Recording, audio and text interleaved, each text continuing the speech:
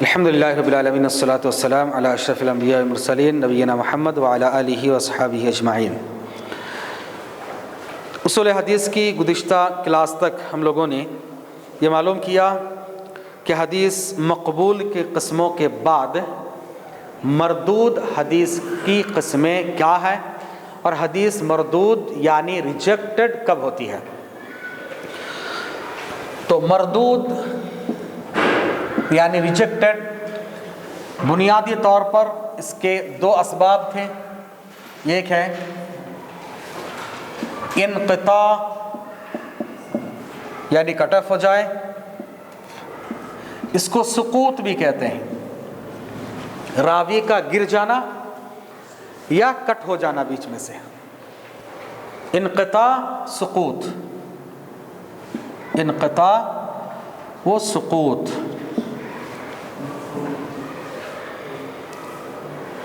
یہ انقطاع اور سقوط دو طرح کے ہوتے ہیں، جلی اور خفی۔ جلی مطلب واضح، صاف طریقے سے سمجھ میں آ جاتا، خفی تھوڑا سمجھنے میں تکلیف ہوتی ہے۔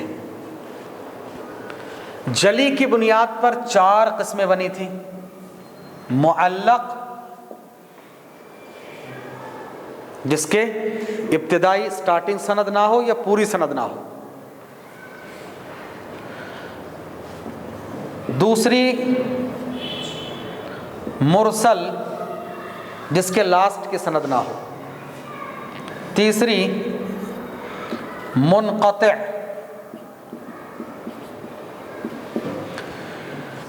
درمیانی سند نہ ہو، چھوڑ چھوڑ کر، کنٹینیوسلی نہیں، گیپ گیپ کے ساتھ۔ نمبر 4 معضل، درمیانی سند میں سقوط یا انقطاع ہو اور لگاتار ہو، مسلسل۔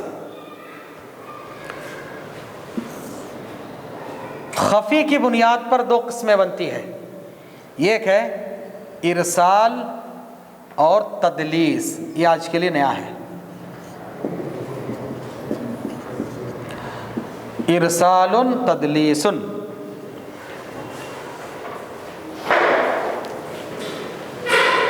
ارسال تدلیس، ارسال و تدلیس۔ اچھا یہ عربی پڑھ لیتے ہیں نا؟ ہاں جی، ارسال تدلیس۔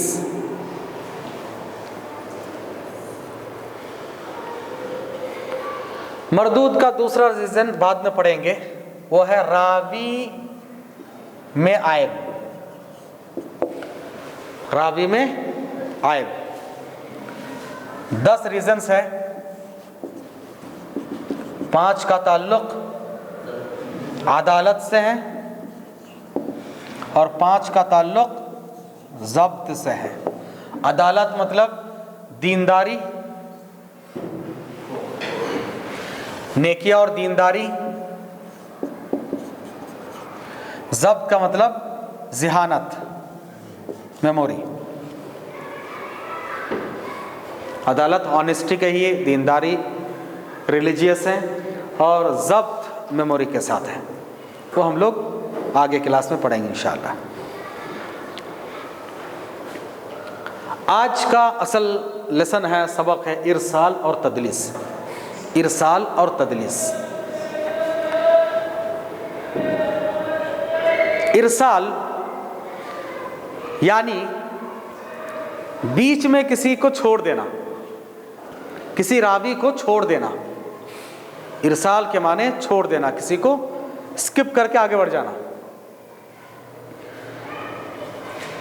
ارسال میں راوی کیا کرتے ہیں، کسی ایک اپنے استاد یا اپنے شیخ کو چھوڑ کر اسکپ کر کے آگے بڑھ جاتے ہیں۔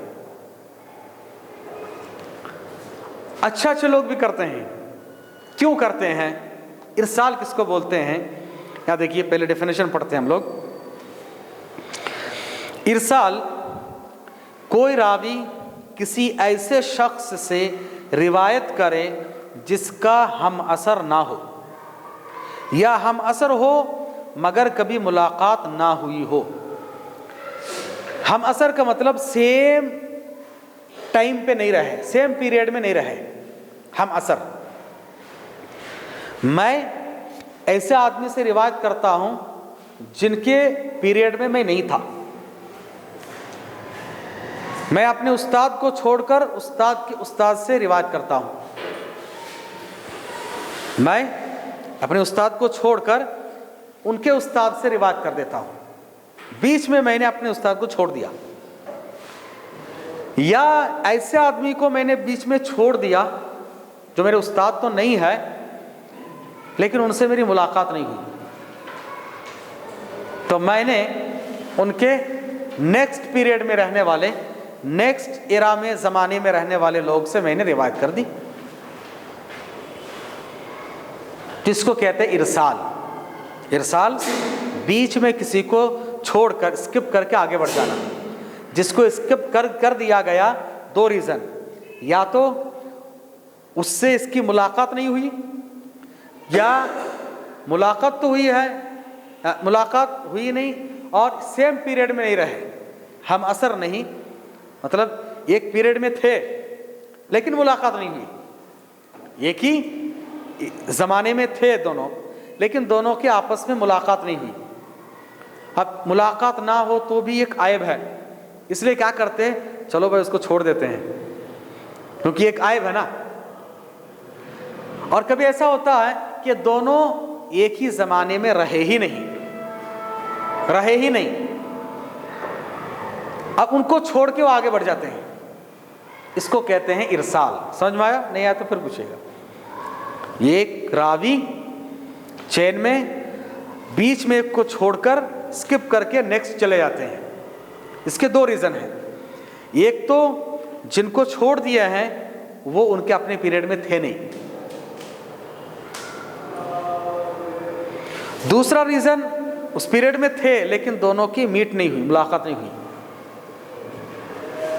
یہ دو اسباب سے ارسال ہوتا ہے، ارسال اس وجہ سے ہوتا ہے۔ کبھی ایسا بھی ہوتا ہے ارسال ایک ہی زمانے میں تھے، ملاقات بھی ہوئی لیکن استاد کا نام بھول گئے، اب میں نے ایک آدمی سے سنا، بولے تو وہ بہت بڑا عیب ہے، کون ہے وہ آدمی بولنا، نہیں تو جہالت کی وجہ سے، اگنورنس، قابل قبول نہیں ہوگا، اس لیے نہ رہے باس نہ وجہ باسری، چھوڑ ہی دیتے ہیں، ان کو چھوڑ دیتے ہیں۔ کبھی ایسا ہوتا ہے کہ استاد سے ملاقات ہوئی، سنے بھی ہیں، یاد بھی ہے، لیکن کلاس میں استاد اور شاگرد کے طور پر نہیں سنے۔ کبھی کسی نے پوچھا، فتویٰ پوچھا، انہوں نے فتوے کو سن لیا اور ان سے روایت کر دی، ان کو اجازہ مل کر نہیں ہے، استاد کی طرف سے شاگرد کو پرمیشن ملنا کہ ہاں میری طرف سے تم روایت کر سکتے ہو، اس کو کہتے اجازہ، پرمیشن ملنا۔ یہ پڑھے نہیں ریگولر، کبھی کسی نے فتویٰ پوچھا، انہوں نے سن لیا، اب ان سے روایت کر رہے ہیں۔ اب یہ روایت کریں گے تو لوگ مانیں گے نہیں، ارے تم نے تو ان سے پڑھا ہی نہیں، کیسے روایت کر رہے، اسی لیے ان کو چھوڑ دیے، اسکپ کر دیتے۔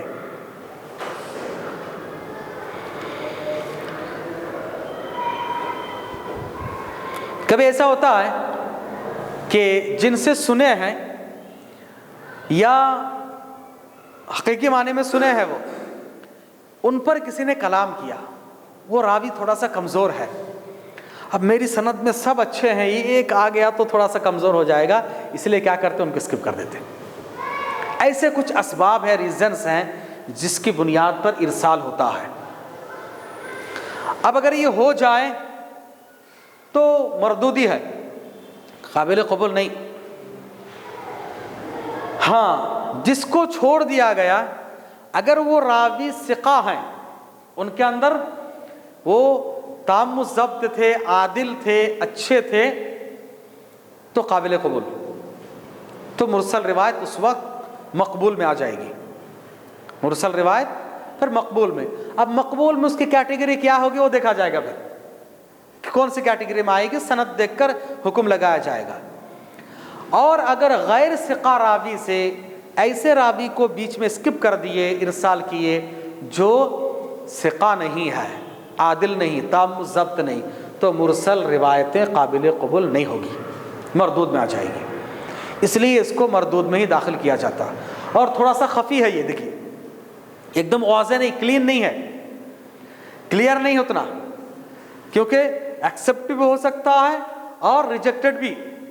اس میں تھوڑا سا دماغ لڑانا پڑے گا، کس کو چھوڑے، کون اسکپٹ ہے، ان کو لاؤ، راوی ثقہ ہے، عادل ہے یا نہیں ہے، تام الضبط ہے یا نہیں ہے، معلوم کرنے کے بعد اگر ٹھیک ہے بھائی ٹھیک ٹھاک تھے لیکن بیچارہ نام بھول گیا تھا، یا کبھی ایسا ہوتا ہے کہ فتوے کے طور پر انہوں نے سن لیا، تو چلو ٹھیک ہے، قابل قبول ہے۔ یہ ارسال۔ آپ کو کچھ شارٹ نوٹ بنانا ہے تو بنا لیجیے، آپ لکھ لیجیے اب تک جو باتیں ہوئی اس کو سمجھنے کے لیے۔ کیا ہے ڈیفینیشن اگر لکھنا چاہے تو میں لکھا دیتا ہوں۔ ارسال لکھیے، ارسال کوئی راوی کسی ایسے شخص سے روایت کرے، کوئی راوی کسی ایسے شخص سے روایت کریں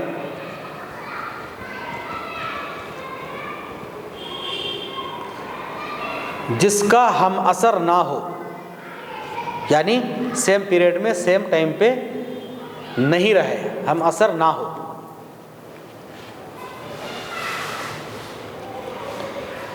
یا ہم اثر تو ہے مگر ملاقات نہیں ہوئی ہے، ہم اثر ہے مگر ملاقات نہیں ہوئی۔ پہلے ارسال کو سمجھنا، ارسال کا مطلب چھوڑ دینا، اسکپ۔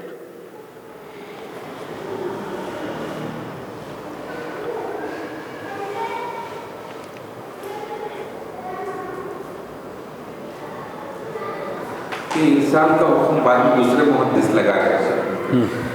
جی شیخ، ارسال صرف پہلے لیول پہ ممکن ہے نا، سند کی شروعات میں؟ ارسال نہیں کہیں بھی ممکن ہو سکتا، وہ الگ ہے، مرسل وہ الگ ہے، وہ جلی میں ہے، خفی میں ایک ارسال ایک ہوتا ہے۔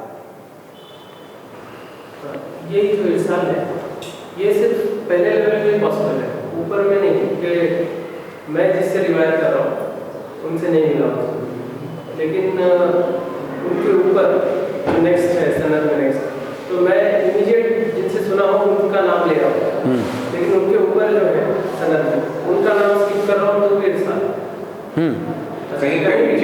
کہیں بھی آپ چھوڑ دیے کسی کو، کوئی بھی لنک میں کسی سے نہ ملا ہو تو ہاں اپنے استاد کو چھوڑ دیے، اس سے ملے نہیں، تو وہ ارسال ہو سکتا ہے، کسی بھی طبقے میں ہو، کسی بھی طبقے میں ہو سکتا ہے۔ جی ہاں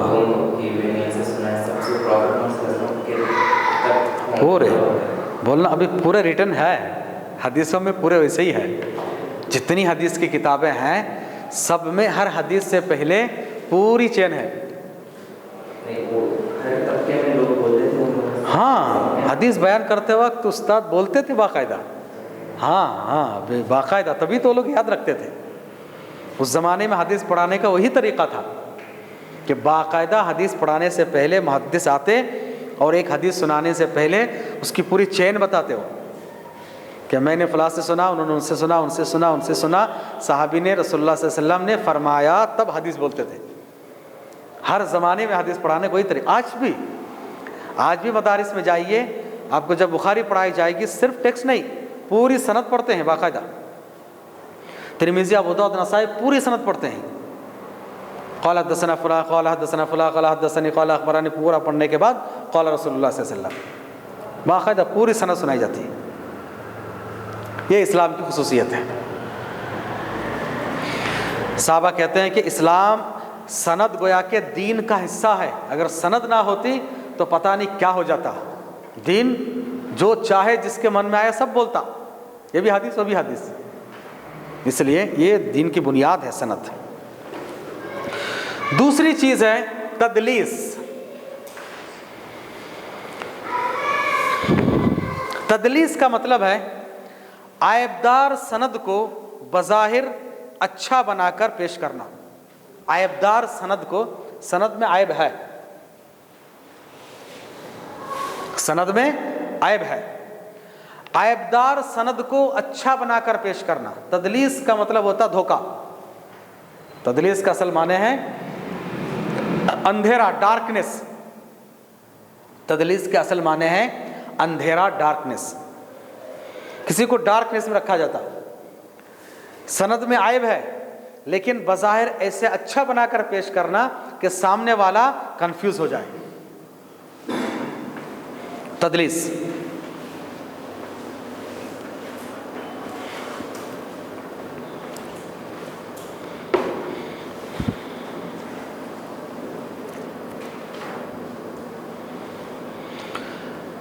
تدلیس کی دو قسمیں ہوتی ہے، تدلیس اسناد اور تدلیس شیوخ.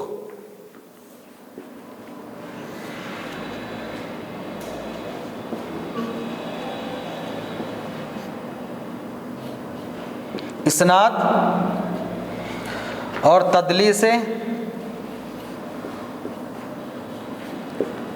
شیوخ. شیخ کی جمع شیوخ. تدلیس اسناد، تدلیس شیوخ.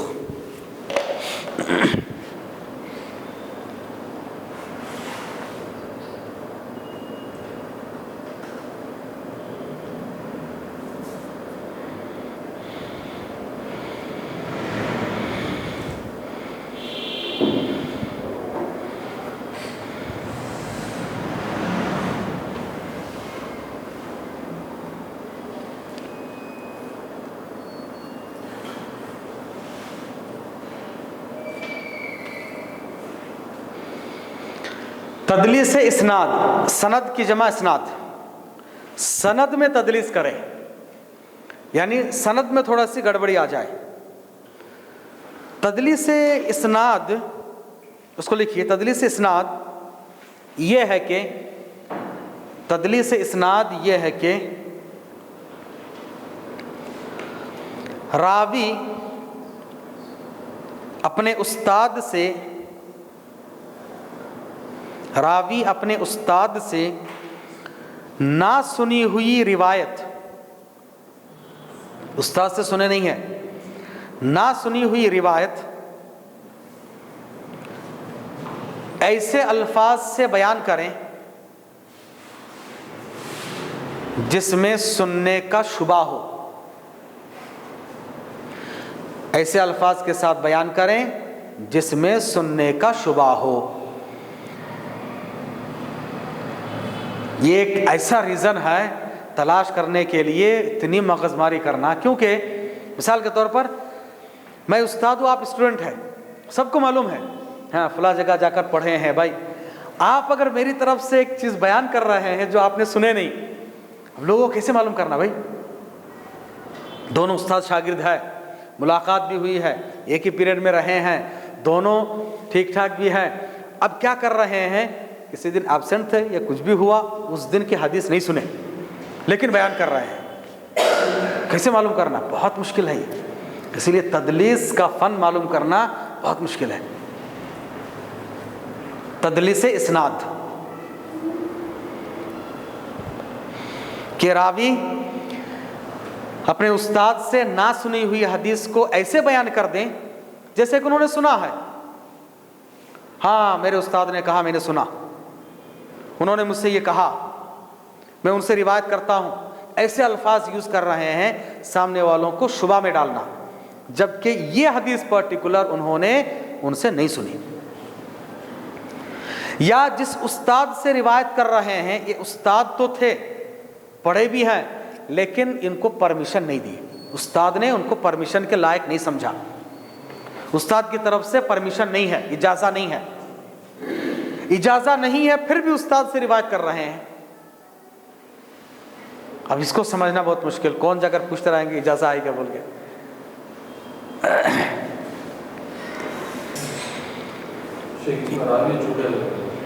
راوی ہاں اگر واقعی معنی میں ملاقات نہیں ہوئی ہے، کسی اور سے پتہ نہیں چل رہا ہے، تو راوی تو وہ دوسرے جو حدیث بیان کرتے ہیں وہ بھی چکر اور راوی سے یہ حدیث نہیں، دوسرے کوئی حدیث روایت کر رہا ہے، اس میں آگے بات آ رہی ہے۔ تدلیس کرنے والا راوی اگر ہمیشہ غلط تدلیس کرتے ہیں تو ان کے قابل قبول نہیں۔ اگر وہ ثقہ راوی سے تدلیس کرتے ہیں، جن سے تدلیس کیے ہیں ثقہ ہے، یا کسی اور ذریعے سے ان کو پہنچ گئی وہ حدیث، تب قابل قبول ہوتا ہے۔ یہ ہے تدلیس اسناد۔ تدلیس شیوخ، لکھیے تدلیس شیوخ یہ ہے کہ تدلیس شیوخ یہ ہے کہ راوی اپنے استاذ کو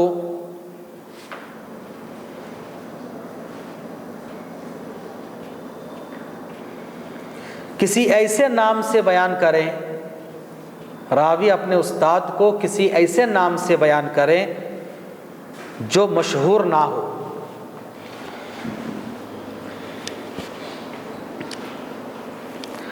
استاد سے سنے ہیں لیکن استاد کا جو نام مشہور ہے وہ نام بیان نہیں کرتے ہیں، جو نام مشہور نہیں ہے اس میں بیان کرتے ہیں۔ کا تخلص ہو گیا۔ ہاں، تخلص ہو، کنیت ہو، سرنیم کچھ بھی ہے وہ بیان کر دیتے ہیں۔ کیوں کرتے ہیں؟ اس کے کچھ ریزنز ہوتے ہیں۔ مثال کے طور پر استاد اور شاگرد دونوں ایج میں برابر ہیں، یا استاد کی ایج کم ہے، شاگرد کی ایج زیادہ ہے، تو وہ اس کو کیا کرتے ہیں، آپ چھپانا چاہتے ہیں، اسی لیے ایسے نام سے بیان کرتے ہیں سامنے والوں کو شبہ ہو، ہاں کوئی بڑے شیخ ہوں گے۔ ہاں، یہ تدلیس شیوخ، شیوخ سے تدلیس کرتے ہیں۔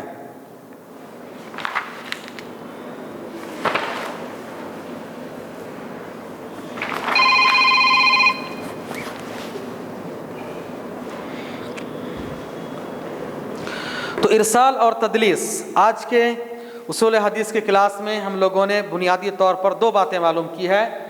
ایک ہے تدلیس اسناد اور تدلیس شیوخ۔ تدلیس کی دو قسمیں، ارسال اور تدلیس۔ پھر سے دیکھیے، مردود حدیث ریجیکٹڈ ہونے کے لیے، مردود ہونے کے لیے بنیادی طور پر دو اسباب ہیں۔ سند میں، ایک کا تعلق سند سے ہے، دونوں کا تعلق سند سے ہی ہے۔ سند میں انقطاع، مطلب اس کا تعلق صحیح حدیث کے جو پہلی شرط ہے نا، متصل السند، اس کے ساتھ ہے۔ انقطاع یا سقوط ہو، سقوط کی دو قسمیں، جلی اور خفی۔ جلی ایک دم کلیئر ہے، اس کے بنیاد پر چار قسمیں بنی ہیں۔ خفی تھوڑا کلیئر نہیں ہے، اس کی بنیاد پر دو قسمیں بنی، ارسال اور تدلیس۔ ارسال اور تدلیس یہ آج ہم لوگوں نے بنیادی طور پر معلوم کیے۔ تھوڑا مشکل ہے، اگر آپ یاد بھی نہیں بھی رکھتے ہو اتنا پرابلم نہیں ہے آپ کے لیے، لیکن کم سے کم ہاں تدلیس بولے تو کیا ہوتا ہے اتنا دماغ میں رہنا چاہیے۔ آخری بات تدلیس کے تعلق سے کہ تدلیس کا حکم کیا ہے، کوئی تدلیس کرتا ہے تو اس کا حکم کیا ہوگا۔ تدلیس کرنے والے راوی کی روایت قابل قبول نہیں، الا یہ کہ معلوم ہو جائے کس سے انہوں نے تدلیس کی۔ سند میں کس کو چھوڑ دیے؟ شیخ جن کا نام وہ کچھ اور بتا رہے ہیں، وہ کون ہے؟ معلوم ہونے کے بعد پتا چلا ہاں وہ صحیح ہے، راوی ثقہ ہے، تو قابل قبول، ورنہ نہیں۔ اور تدلیس کرنے والا راوی اگر اسے روایت کرے ان سے، فلاں سے روایت ہے، تو قابل قبول نہیں۔ تدلیس کرنے والا راوی معلوم ہو جانے پر ایک دم صراحت کے ساتھ کلیئرلی بولنا کہ میں نے ان سے سنا ہے، انہوں نے مجھ سے بیان کیا ہے، ایسے مطلب یقین کے ساتھ جو صیغہ ہوتا ہے، ایسے ورڈز جو کنفرم کے ساتھ ہو، کیونکہ ان سے ایک روایت ہے اس میں کنفرمیشن نہیں ہے، ایسی ایک بات پہنچی ہے، کنفرمیشن ہے کیا، میں نے فلاں آدمی سے سنا، عبداللہ سے سنا ہے، عبداللہ نے مجھے کہا ہے، ایسے وارڈنگ کیا ہے؟ کنفرم کیا ہے۔ تو تدلیس کرنے والا راوی کنفرم کرنا، کنفرمیشن کے ساتھ روایت کر رہے ہیں اور وہ صحیح ہے جن سے تدلیس کیے ہیں، تو قابل قبول۔ تدلیس ایک تو خود اس میں گڑبڑ ہے، پھر روایت کرنے والے جو ورڈ ہے یوز کر رہے ہیں وہ بھی تھوڑا سا گڑبڑ ہے تو قابل قبول نہیں ہوگا، پھر ریجیکٹ میں آ جائے گا. اس لیے یہ تھوڑا خفی ہے، ارسال اور تدلیس تھوڑا سا خفی ہے اور سمجھنا اتنا آسان نہیں ہے. آج کے لیے اتنا کافی ہے. تو یہ جو سند میں سقوط اور انقطاع ایک چیپٹر ہو گیا الحمدللہ. اب نیکسٹ کلاس میں معلوم کریں گے راوی میں عیب. یہ تھوڑا سا لانگ جائے گا کیونکہ یہ بہت اہم ہے. راوی کب کمزور ہوتا ہے، کب ضعیف ہوتا ہے، اس کے کیا کیا ریزنس ہے، یہ 5 کیا کیا، یہ 5 کیا ہے، پھر اگر پہلا ہو تو کیا حدیث کا نام، دوسرا ہو تو کیا، تیسرا ہو تو کیا، الگ الگ تھوڑا سا لانگ جائے گا انشاءاللہ. یہ اگر ہو جائے تو اصول حدیث کے بنیادی مقبول اور مردود کی باتیں آ جائیں گی. پھر اس کے بعد ہم حدیث کے کیٹیگرائزیشن کہ جامع کیا، سند صحیح کیا ہے، سنن کس کو کہتے ہیں، یہ سب آئے گی. پھر کچھ محدثین کی زندگی کے تعلق سے انشاءاللہ باتیں آئیں گی. تو اس کے بعد ایک سرسری معلومات آ جائے گی. ایک اور چیپٹر رہے گا جرح و تعدیل. حدیث کے راوی پر جرح کرنا مطلب کرٹیسائز کرنا اور کسی کو اچھا بتانا، جرح و تعدیل بولتے ہیں. نقد و جرح، کرٹیسائز ہر فن میں ہے. تو اس کے کچھ اصول اور ضابطے ہیں، وہ پڑھ لیں گے تو انشاءاللہ باقی بات ختم ہو جائے گی. پھر اصول فقہ میں آئیں گے انشاءاللہ ہم لوگ. سبحانک اللہم و بحمدک، اشہد ان لا الہ الا انت، استغفرک و اتوب الیک.